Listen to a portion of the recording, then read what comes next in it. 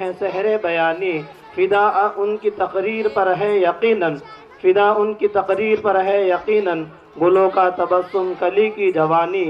آؤ ایک نیا انداز لے کر آؤ کرسی خطابت پر، آؤ ایک نیا انداز لے کر آؤ کرسی خطابت پر، کہ ساری محفل جھوم اٹھے آپ کی آواز پر۔ میں حضرت کو بڑے ادب احترام کے ساتھ دعوت دیتا ہوں کہ وہ آئے اور اپنے ملفوظات عالیہ سے ہم سب کو مستفیض فرمائے۔ الحمدللہ نحمده ونستعینه ونستغفره ونؤمن به ونتوکل علیہ ونعوذ باللہ من شرور انفسنا ومن سیئات اعمالنا، من يهده الله فلا مضل له ومن يضلله فلا هادي له، ونشهد ان لا اله الا الله وحده لا شريك له، ونشهد ان سيدنا ومولانا محمدا عبده ورسوله۔ اما بعد فاعوذ باللہ من الشیطان الرجیم، بسم اللہ الرحمن الرحیم۔ الذین آتیناہم الکتاب یتلونہ حق تلاوتہ اولئک یؤمنون بہ ومن یکفر بہ فاولئک هم الخاسرون۔ وقال النبی صلی اللہ علیہ وسلم الماہر بالقرآن مع السفرة الكرام بررا۔ صدق اللہ العظیم وصدق رسولہ النبی الکریم۔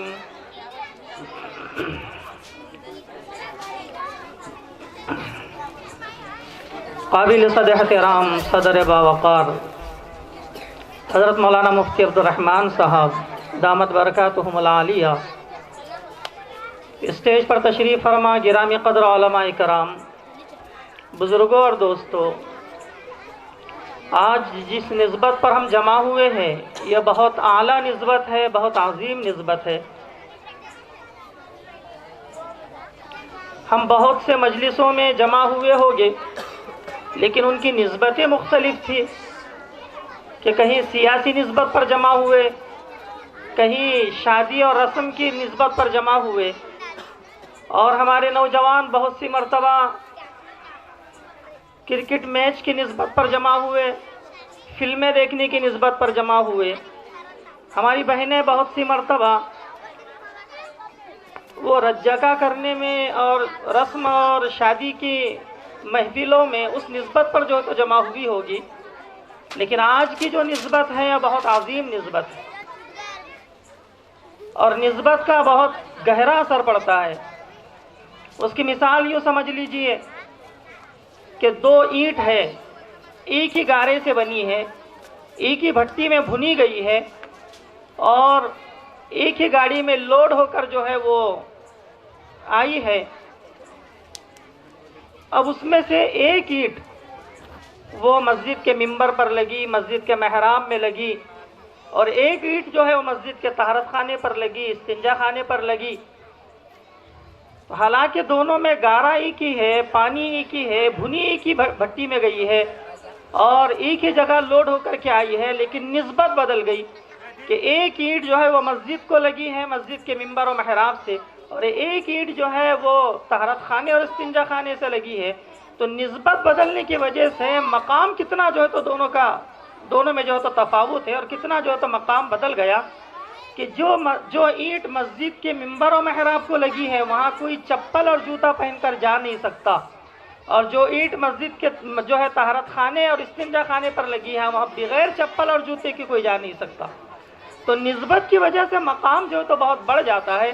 اس لیے آج ہماری جو بیٹھنے کی جو نسبت ہے اور اس مجلس کی جو نسبت ہے وہ قرآن کی نسبت ہے، وہ علوم نبوی کی جو ہے تو نسبت ہے، وہ تعلیمات نبوی کی نسبت ہے، وہ دین کی نسبت ہے۔ اس دین کی نسبت پر جو ہے تو ہم یہاں پر جمع ہوئے ہیں، اور کافی دیر سے آپ طلباء کا تعلیمی مظاہرہ دیکھ رہے تھے، سماعت فرما رہے تھے کہ کتنے بہترین انداز میں ان طلباء نے قرآن مجید کو پڑھا ہے اور نعتوں کو جو تو پیش کیا ہے، تقاریر ہمارے سامنے جو تو پیش کی ہے، مکالمے جو تو انہوں نے ہمارے سامنے جو تو کتنے بہترین انداز میں پیش کیے ہیں۔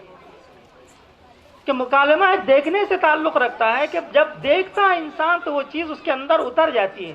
جیسے کہا جاتا ہے شنیدم چھ مانت کے دیدم، کہ سنا ہوا بھلا دیکھے ہوئے کے برابر کہاں ہو سکتا ہے. ایک چیز کو ہم نے سنا ہے لیکن دیکھنے کے بعد جو اس کا اثر ہوتا ہے وہ جو ہے سننے میں جو تو اس کا اثر نہیں ہوتا.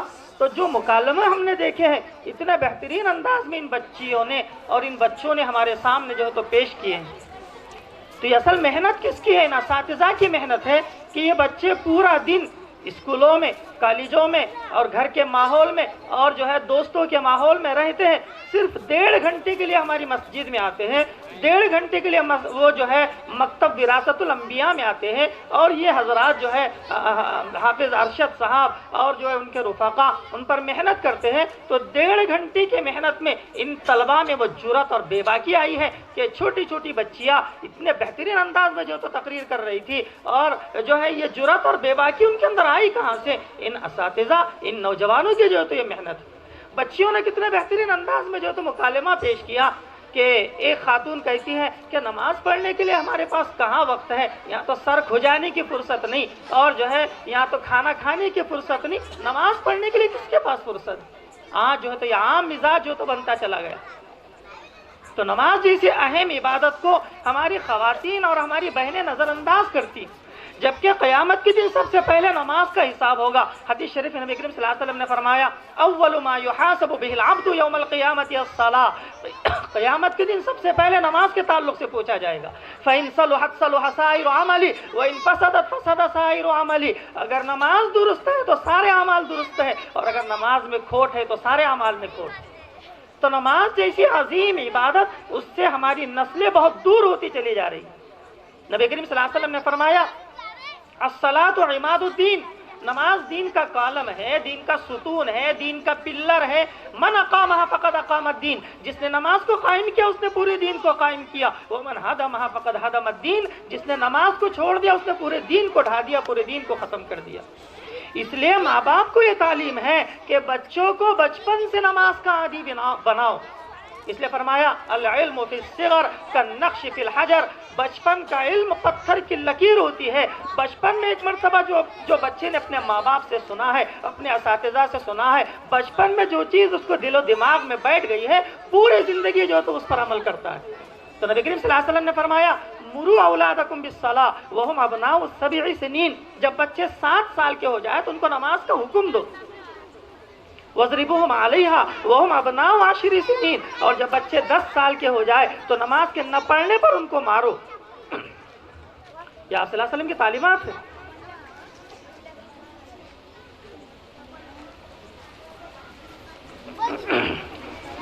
کہ بچے جب 7 سال کے ہو جائے مُرُوا أَوْلَادَكُمْ بِالصَّلَاةِ وَهُمْ أَبْنَاءُ 7 سنین، جب بچے 7 سال کے ہو جائے تو ان کو نماز کا پابند بناؤ، نماز کا حکم دو، نماز کے لیے ان کو ساتھ لے کر کے جاؤ، نماز کی اہمیت ان کو بتلاؤ. اس لیے کہ نبی کریم صلی اللہ علیہ وسلم نے فرمایا من فاتتہ الصلاۃ فکأنما وطر اہلہ ومالہ، جس کی ایک نماز بھی چھوٹ جائے نقصان کے اعتبار سے ایسا ہے گویا اس کے بیوی بچے مال و دولت سب کچھ چھین لیا گیا، لوٹ لیا گیا. اس کو کتنا صدمہ ہوگا جس کی نگاہوں کے سامنے اس کا سب کچھ چھین لیا جائے. فرمایا اس سے زیادہ صدمہ ایک ایمان والے کو اس وقت ہونا چاہیے جبکہ اس کی ایک نماز بھی فوت ہو جائے. تو نماز جیسی اہم عبادت سے آج ہماری خواتین بہت دور ہوتی چلی جا رہی ہیں. وہ کتنے بہترین انداز میں ان بچیوں نے جو تو اس مکالمہ کا جو تو پیش کیا. حدیث شریف نبی کریم صلی اللہ علیہ وسلم نے فرمایا کہ روزانہ ہر انسان کی قبر اس کو 5 مرتبہ آواز دیتی ہے. ہر انسان کی قبر روزانہ اس کو 5 مرتبہ آواز دیتی ہے. جب نماز کا وقت ہوتا ہے تو اس کی قبر اس کو آواز دیتی ہے اور یہ کہتی ہے انا بیت الظلمہ، میں اندھیروں کا گھر ہوں، میں تاریکیوں کا گھر ہوں، میں ظلمت کا گھر ہوں. انا بیت الوحشہ، میں وحشت کا گھر ہوں، میں جو ہے تو ڈر کا گھر ہوں.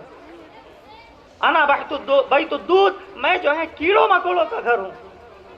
یہ ہر انسان کی قبر ہر نماز کے وقت اس کو آواز دیتی ہے.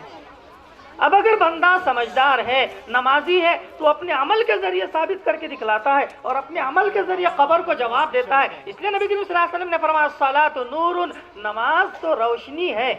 قبر اس سے کہتی انا بیت الظلمہ، میں تاریکی کا، اندھیرے کا گھر ہوں۔ تو اپنے عمل سے ثابت کر کے بھی بتلاتا کہ کوئی حرج کی بات نہیں، تو اندھیرے کا گھر ہے، تو تاریکی کا گھر ہے، میرے لیے کوئی فکر کی بات نہیں۔ الصلاۃ نور، میں تو نماز کی روشنی لے کر وہاں پر پہنچ رہا ہوں، نماز اس کی روشنی میں وہاں لے کر پہنچ رہا ہوں، تو تیرے اندھیرے سب چھٹ جائے گے، تیری تاریکیاں پوری ختم ہو جائے گی، تیری ظلمات پوری جو تو دور ہو جائے گی، اس لیے کہ میں تو نماز کی روشنی لے کر وہاں آ رہا ہوں۔ قبر کہتے ہیں انا بیت الوحشہ، میں جو ہے وحشت کا گھر ہوں، ڈر اور خوف کا گھر ہوں۔ بندہ نماز پڑھ کے ثابت کر کے دکھلاتا ہے، اور گویا قبر کو جواب دیتا ہے کہ تو وحشت کا گھر ہے، ڈر کا گھر ہے، میرے لیے کوئی وحشت نہیں رہے گی، کوئی اجنبیت نہیں رہے گی، میں اللہ کی یاد لے کر کے وہاں آ رہا ہوں، اور اللہ سے میرا مضبوط رشتہ اور تعلق ہوگا، اللہ سے مجھے انس اور محبت ہوگی، وہ انس اور محبت مجھے وہاں پر جو ہے کوئی اجنبیت محسوس نہیں ہونے دے گی۔ تو نماز اتنی اہم ترین جو ہے تو عبادت، لیکن آج امت کا بڑا طبقہ ہے جو مسجدوں سے دور ہے، نمازوں سے جو غفلت کے ساتھ جو ہے تو زندگی گزار رہے ہیں۔ تو یہ مدرسوں کے اندر اور ان مکتبوں کے اندر یہ تعلیم دی جائے گی کہ نماز کتنی اہم اور کتنی ضروری چیز، اور بندے کو اس پہ کس حد تک جو ہے تو پابند ہونا چاہیے۔ نبی کریم صلی اللہ علیہ وسلم نے فرمایا من ترک الصلاۃ متعمدا فقد کفر، جس نے جان بوجھ کر نماز چھوڑ دی، جس نے جان بوجھ کر نماز چھوڑ دی، گویا اس نے کفر کیا، یعنی اس نے کافروں جیسی حرکت کی، کافر ہو گیا۔ من ترک الصلاۃ متعمدا فقد کفر، جس نے جان بوجھ کر نماز چھوڑ دی، فقط سارا کافرن نہیں کہا کہ وہ کافر ہو گیا، بلکہ کہا فقد کفر، اس نے حرکت کافروں کی۔ ایک مسلمان سے ممکن ہی نہیں کہ وہ جان بوجھ کر نماز چھوڑ دی، ایسی بھی کوئی حرکت کرے، اس لیے کہ ہر نیکی جز ہے اسلام کا اور ہر بدی جز ہے کفر کا۔ حضرت حکیم الاسلام نے بڑی عجیب بات ارشاد فرمائی کہ ہر نیکی جز ہے اسلام کا اور ہر بدی جز ہے کفر کا۔ تو بہت سارے کافر وہ ہے جو اسلام کی حرکت کرتے ہیں، جیسے صدقہ خیرات کرنا، یہ نیکی ہے اور نیکی جز ہے اسلام کا۔ کسی غریب کی مدد کر دینا نیکی ہے اور نیکی جز ہے اسلام کا۔ کسی پیاسے کو پانی پلا دینا نیکی ہے اور نیکی جز ہے اسلام کا۔ تو بہت سارے جو ہے کافر بھی اسلام کی حرکت کرتے، یہ نہیں کہیں گے کہ مسلمان ہو گئے، بلکہ یہ کہے گے کہ اس نے حرکت اسلام کی، حرکت مسلمانوں کی۔ اسی طرح بہت سارے مسلمان ہیں جو حرکت کافروں کی کرتے ہیں، کافر نہیں ہو جاتے۔ جیسے اس کی مثال حضرت حکیم الاسلام نے بڑی عجیب دی، یہ کہا کہ کوئی شخص اگر اپنے کپڑے دھو رہا ہو تو یہ نہیں کہے گے کہ یہ دھوبی ہو گیا، بلکہ یہ کہے گے کہ اس نے حرکت دھوبی والی کی، دھوبی ہو گیا نہیں۔ تو بہرحال من ترک الصلاۃ متعمدا فقد کفر، جس نے جان بوجھ کر نماز چھوڑ دی اس نے حرکت کافروں کی۔ یہ تو مسلمان سے ممکن ہی نہیں کہ وہ جو ہے اسی حرکت کر بیٹھے۔ تو بہرحال بچیوں نے جو تو بتلایا کہ نماز کتنی اہم ترین عبادت ہے، اور جیسے ہم اور چیزوں کے لیے وقت نکالتے ہیں، ہماری بہنیں بہت سارا وقت جو تو نکالتی ہے، وہ شاپنگ کے لیے اور جو ہے بناؤ سنگار کے لیے اور جو ہے دوسری چیزوں کے لیے، وہ ان سارے جو ہے جھمیلوں سے نکل کر کے اور ان ساری چیزوں سے نکل کر کے کچھ وقت جو ہے پیش ہو اور اللہ کے دربار میں جو ہے چند آنسو بہائے۔ یہ تعلیمات آپ کو ملے گی، بچیوں کو ملے گی، ان مکتبوں سے ملے گی۔ دنیا کے کوئی یونیورسٹی میں، کسی کالج میں اور کسی جو ہے تو تنظیم میں یہ چیز نہیں سکھلائی جائے گی، یہ چیزیں بتلائی جائے گی ان مکتبوں میں۔ تو آپ کے بچے پورا دن جو ہے وہ رہتے ہیں کالجوں میں، اسکولوں میں، اور جو ہے آپ کے گھروں میں جو تو وہ رہتے ہیں صرف 1.5 گھنٹے کے لیے اور 2 گھنٹے کے لیے وہ مکتب وراثت الانبیاء میں آتے ہیں، اور اتنے بہترین انداز میں وہ قرآن پڑھ رہے ہیں، اتنے بہترین انداز میں وہ تقاریر کر رہے ہیں۔ تو یہ کوئی معمولی کارنامہ نہیں ہے۔ اسی طرح بچوں نے پروگرام پیش کیا کہ آج نوجوانوں کا بڑا طبقہ ہے جو موبائل کے اندر اپنے وقت کو ضائع کر رہا ہے۔ کتنے بہترین انداز میں جو ہے حافظ ارشد صاحب نے ان کو تیار کیا، اور کتنے جو ہے الفاظ، کیسی ان کی جو ہے تو الفاظ کی بندش تھی اور کیسی اس میں نصیحتیں پوشیدہ تھی۔ ایک عقل مند کے لیے جو ہے یہ بہت بڑی جو ہے تو عبرت کی بات ہے، اور بہت بڑا جو ہے تو اس میں درس ہے، اور بہت بڑا جو ہے تو اس میں سبق ہے کہ کیسے جو اپنے وقت کو گزارا جائے اور موبائل کو کس ڈھنگ سے جو ہے تو استعمال کیا جائے۔ آج یہودیوں کی اور جو ہے اسرائیل کی اور جو ہے یہ کافرین کی یہ سازش ہے، یہ پلاننگ ہے کہ امت کا بڑا طبقہ اور نوجوانوں کا ایک بہت بڑا طبقہ موبائل کے اندر لگ کر اپنے ایمان کو جو تو کھو دے اور ایمانی طاقت اور ایمانی پاور جو تو ان کا ختم ہو جائے، اس لیے کہ بے حیائی کا آلہ بن چکا ہے۔ جبکہ حیا ایمان کا جز ہے۔ نبی کریم صلی اللہ علیہ وسلم نے فرمایا الحیاء شعبۃ من الایمان، حیا تو ایمان کا ایک شعبہ ہے، ایک حصہ ہے، ایک جز ہے۔ آپ صلی اللہ علیہ وسلم نے فرمایا اذا لم تستحی فاصنع ما شئت، جب تیرے اندر حیا نہ رہے تو پھر جو چاہے کر۔ حیا انسان کو روکتی ہے، حیا انسان پر ایک بریک ہے۔ حیا انسان کے اندر ہوگی تو وہ جو ہے جرائم کرنے سے روکے گا، اور وہ جو ہے گناہ کرنے سے روکے گا۔ وہ رات کے اندھیریوں میں اپنی حیا کی بدولت بچے گا کہ میں یہ کام کیسے کروں، مجھے اللہ کے دربار حاضر ہونا ہے، اللہ کے سامنے اپنی زندگی کا حساب دینا ہے، کوئی نہ دیکھ رہا ہو تو کیا ہوا۔ آج ہمارا نوجوان وہ لحاف اوڑھ کر کے اور کان میں جو ہے ہیڈ فون لگا کر کے جو ہے ننگے ناچ جو تو اس میں موبائل میں دیکھ رہا ہے، گندی فلمیں موبائل میں دیکھ رہا ہے۔ اس کا باپ یہ سمجھ رہا ہے کہ بیٹا میرا سو رہا ہے، ماں یہ سمجھ رہی کہ میرا بیٹا جو ہے تو مزے کی نیند سو رہا ہے، جبکہ وہ رضائی اوڑھ کر کے اندر جو تو فلمیں دیکھ رہا ہے۔ وہ باپ کو دھوکہ دے سکتا ہے، وہ ماں کو دھوکہ دے سکتا ہے، لیکن اللہ کو تو دھوکہ نہیں دے سکتا۔ اللہ تعالیٰ تو اس کو دیکھ رہے ہیں نا۔ یہ چیزیں ان کے دلوں میں کون بٹھائے گا؟ ماں باپ آج ان چیزوں سے غافل ہو چکے ہیں۔ آج کم از کم یہ مکتب تو ہے جہاں 1.5 گھنٹے کی معمولی سی جو ہے تو وقت میں اور تھوڑی سی جو ہے تو تعلیم کے اندر یہ نوجوان اساتذہ ان کو بتلاتے ہیں کہ اللہ تعالیٰ حاضر اور ناظر ہے، اللہ تعالیٰ ہر جگہ دیکھ رہے ہیں۔ مولانا روم نے کہا تو بے حیا باش و ہر چخائی کن، تو بے حیا بن جا، پھر جو کرنا ہے کر۔ آج بے حیائی کو پھیلایا جا رہا ہے اس وجہ سے کہ تمہارا ایمان جو ہے تو متزلزل ہو جائے، تمہارا ایمان خراب ہو جائے، اس لیے کہ حیا اور ایمان ساتھ ساتھ رہتے۔ حدیث شریف فرمایا الحیا والایمان قرینا جمیعا، حیا اور ایمان ساتھ ساتھ رہتے، ہمیشہ یہ دونوں ساتھ رہتے۔ اذا رفع احدهما يرفع الاخر، جب ایک جاتا ہے تو دوسرا بھی جاتا ہے۔ حیا جاتی ہے تو ایمان بھی جاتا ہے، اور ایمان جاتا ہے تو حیا بھی جاتی ہے۔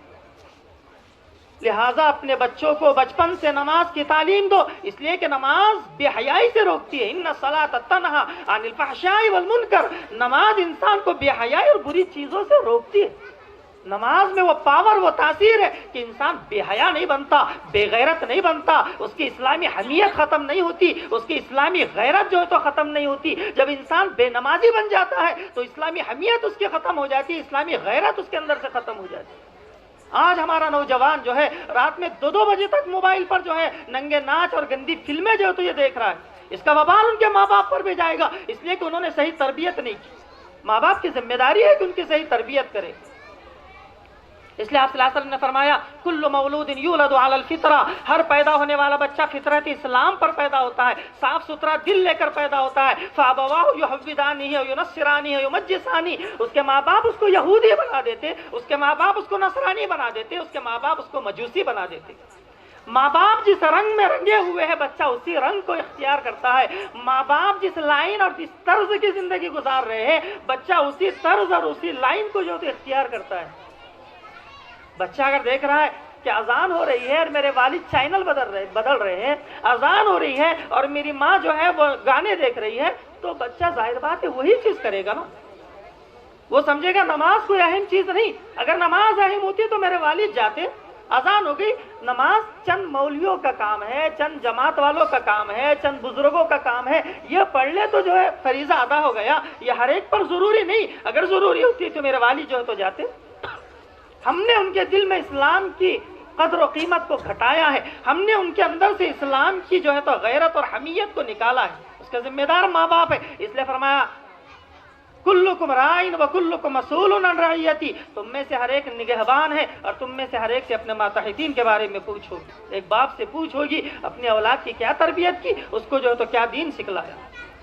اس لیے اپنے بچوں کو قرآن سے جوڑو، تعلیمات نبوی سے ان کو جوڑو، اہل اللہ کی صحبت میں ان کو بٹھلاؤ، علماء کی صحبت میں ان کو بٹھاؤ۔ آپ صلی اللہ علیہ وسلم نے فرمایا علیکم بمجالست العلماء، تم علماء کی مجلسوں کو لازم پکڑ لو، علماء کی مجلسوں کو لازم پکڑ لو، علماء کی مجلسوں میں بیٹھا کرو، ایمان کو جلا ملے گی۔ قرآن کو سنا کرو، اذا تلیت علیہم آیاتہ زادتہم ایمانا، جب قرآن پڑھا جاتا ہے تو ان کے ایمان میں زیادتی ہوتی ہے، ان کے ایمان میں اضافہ ہوتا ہے۔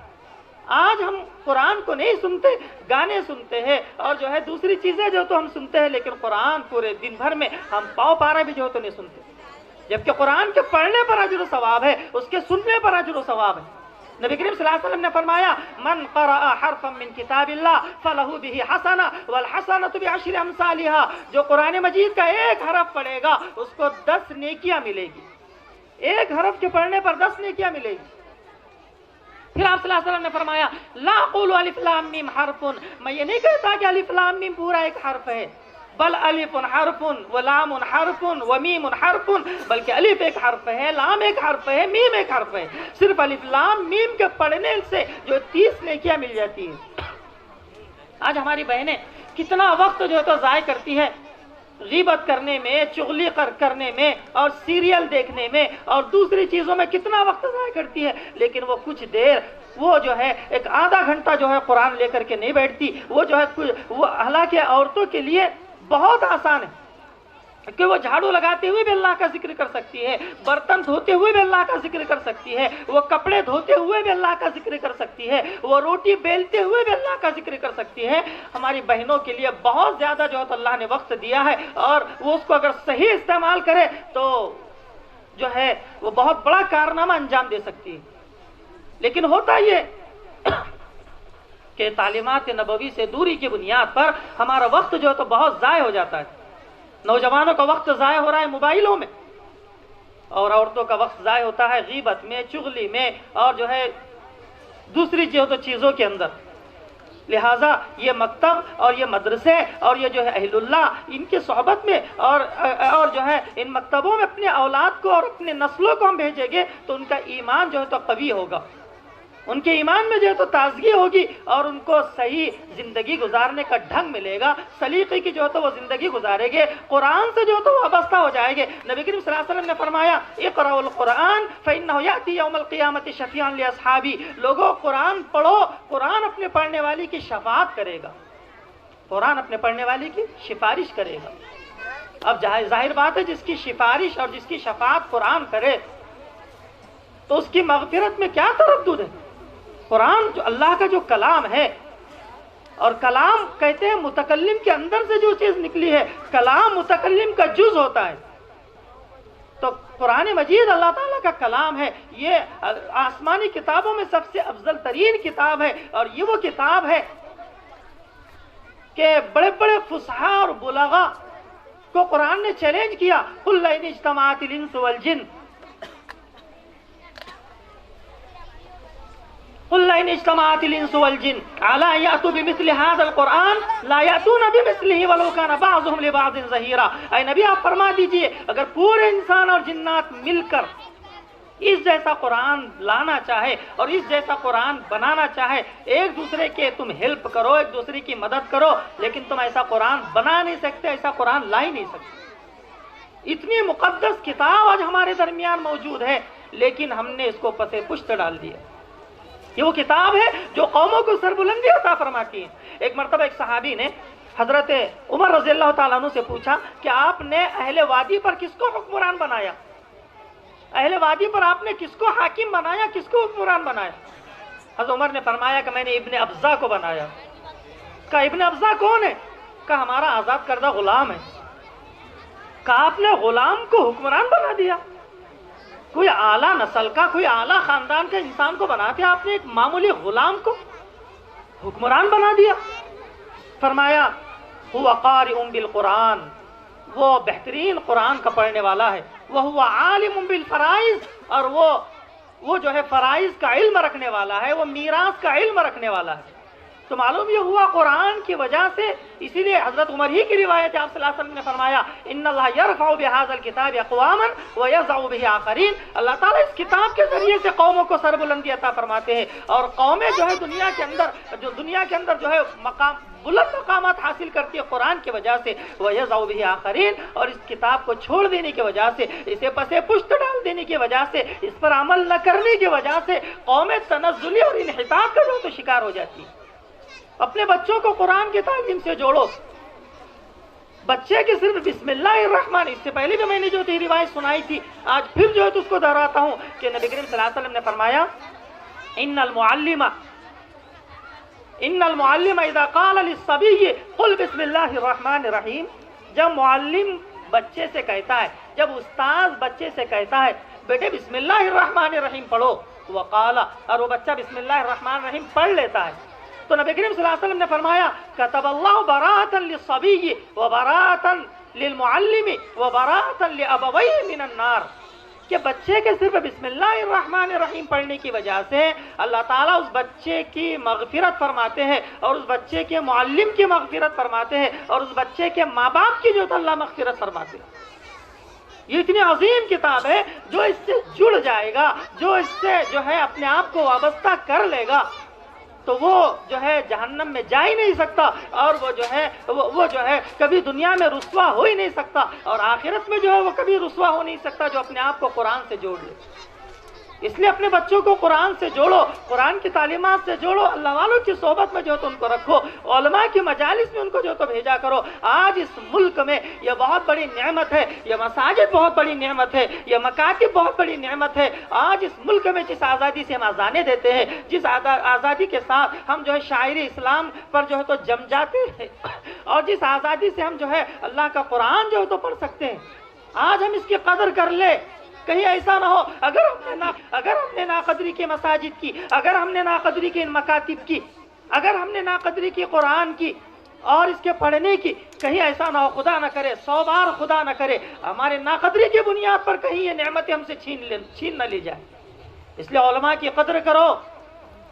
علماء انبیاء کے مقام رکھتے ہیں۔ آپ صلی اللہ علیہ وسلم نے فرمایا تھا علماء امتی کا انبیاء بنی اسرائیل، میرے امت کے علماء بنی اسرائیل کے نبیوں کی طرح ہے۔